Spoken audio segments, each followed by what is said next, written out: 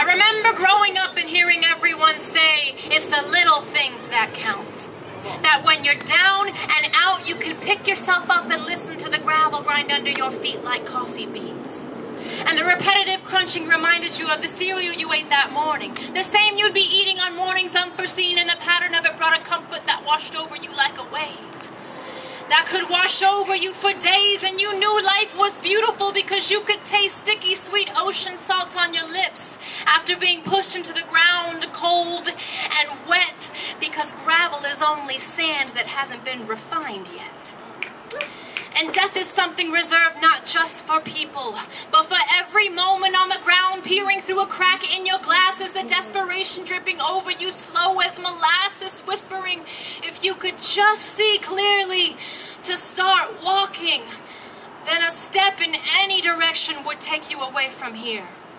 Away from the fear that resides in a bubble in your throat, and every line you ever wrote and every word you ever spoke, telling yourself you were not strong enough to not sweat the small stuff. But I remember growing up and hearing everyone say it's the little things that count.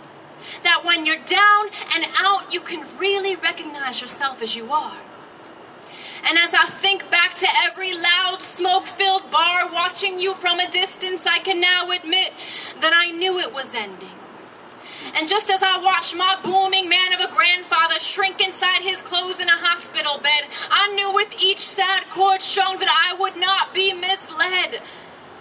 That on top of these shoulders sat a very strong head. A beautiful mind that watched eyes leak over years of being upset. But sometimes the sharp taste of a tear is only flavor that hasn't been refined yet. All right.